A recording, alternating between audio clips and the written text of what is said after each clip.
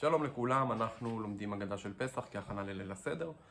אנחנו נמצאים בארבעת הפסוקים שאומרים במקרא ביכורים. הפסוק הראשון היה על ירידת יעקב למצרים, הפסוק השני היה על השעבוד, הפסוק השלישי הוא וניצק אל השם אלוקי אבותינו, וישמע השם את קולנו, וירא את עוניינו ואת עמלנו ואת לחצנו. עם ישראל בעצם מתוך השעבוד צועק לריבונו של עולם ומתפלל, וכמו בפסוקים הקודמים מביאים בעצם סימוכים לכל אחד מהדברים שאנחנו אומרים בפסוק.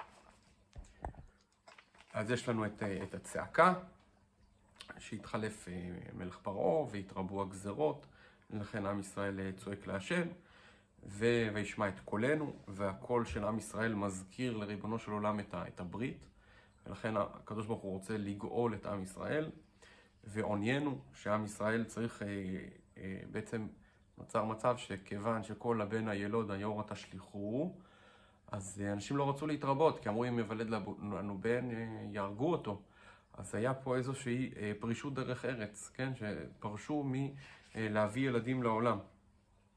וירא אלוקים את בני ישראל וידע אלוקים, כן? זה דבר שהוא צנוע, ולכן ריבונו של עולם יודע אותו ברמז, זה כתוב פה.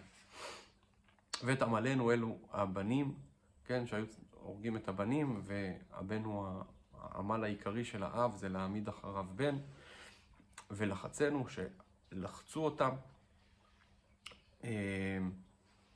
גם לחצו אותם פיזית, היו גרים בעיר והיה להם צפוף, זה גם חלק מהדחק.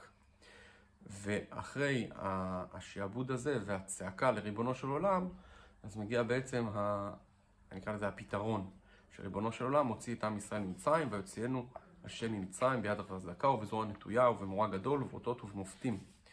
שריבונו של עולם הוציא את עם ישראל לבדו, לא על ידי מלאך ולא על ידי שרף, לא על ידי שליח, אלא ריבונו של עולם בעצמו מוציא את עם ישראל.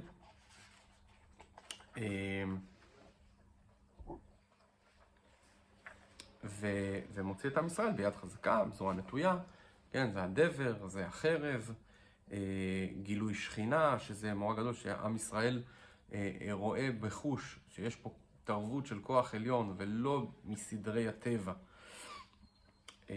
ובסוף גם שנעשים הניסים לעם ישראל. דבר אחר אומר שזה לא רק אמירה כללית על הניסים, אלא הפסוק הזה נאמר מרמז על 10 המכות, כן, יד חזקה 2, זרוע נטויה 2, ומורא גדול ואותות ובמופתים, 10 מילים האלה, והריבוי אותות 2 ומופתים 2, הכוונה 10 המכות שהביא ריבונו של עולם, הקדוש ברוך הוא, על המצרים במצרים, והמכות הם דם, צפרדע כינים, מרוב דבר, שכין, ברד, הרבה חושך, מכת בכורות. ורמז, כדי לזכור את זה, זה מה שרבי יהודה נותן בהם סימנים, דצה חדש באחיו, קצת מרמז, מזכיר קצת מה שאמרנו, שההגדה נכתבת בשלב שבו אין דפוס וצריך לזכור דברים בעל פה, אז חז"ל תמיד אהבו לתת כל מיני רמזים, ראשי תיבות, כדי לזכור את זה. ולאחר מכן חז"ל, יש פה רבי יוסי הגלילי, ויש לנו גם את רבי אליעזר ורבי עקיבא, שבעצם באים ומרבים כל מכה, מרבים אותה,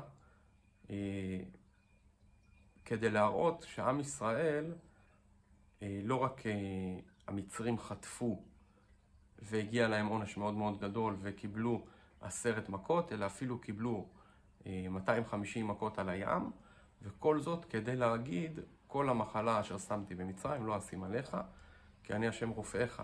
בעצם להגיד כמה זכויות יש לנו אצל ריבונו של עולם, שיציל אותנו מהמכות שחס וחלילה לא יבואו עלינו.